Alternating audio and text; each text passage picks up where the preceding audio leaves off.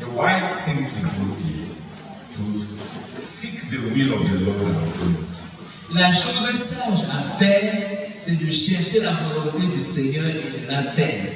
Bible says, La Bible dit, do not be foolish, ne soyez pas insensés, but understand what the will of the Lord is. mais comprenez quelle est la volonté du Seigneur. Brother Theodore's message on this 17th night of the crusade took the form of a heart-to-heart sharing. First, he started by encouraging the saints to plan for the next year, given that we have entered the last 2 months of the year. He explained that what one should do is to seek the will of God and do it. Indeed, the Lord introduces himself in Isaiah chapter 48 verse 17 as the Lord who teaches us how to profit and who shows us the way to go. The leader further urged the saints to fear the Lord and not be smart in their own eyes. In fact, he called them to learn to insult themselves and face the fact that every time they leaned on their own wisdom, they messed up. But it's simply to ask God's will and do it. After a short time of prayer for the fast and those who fast, the leader exhorted the brethren on perseverance before persecution. In line with 2 Timothy chapter 3 verse 12, he established the fact that all who want to really excel or please God in something will be persecuted, because excellence and godliness calls for persecution. He substantiated this with the persecution of David by King Saul, explaining that Saul invented all sorts of excuses. However, the truth is that Saul persecuted David because David had God and he had lost God. And this applies to many other domains of life. Yet, the issue is not persecution, but the tendency to give up. Indeed, persecution is a testimony of hell that what you are doing is disturbing hell. Therefore, before persecution, the best course of action is to exaggerate what you do. The leader further encouraged the saints to subscribe to the school of suffering so that at least there will be a few lines written in their suffering books in heaven.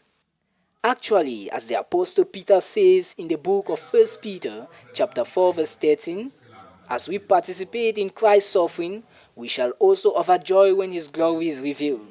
He, however, warned not to suffer because of sin, or for mingling with other people's business. Brother Theodore then disclosed that there are persecutions that come when you are about to have a breakthrough. This type of persecution was experienced by Nehemiah in chapter 6. Nehemiah suffered intimidation from 3 different people, from unbelievers who exerted political pressure on him, turning their personal interpretation and suspicion into stories that they presented as true. Spiritual intimidation from people who use spiritual language to intimidate him against his project. Intimidation from disloyal co-leaders who have established a network of compromised relationships and who put him to the test.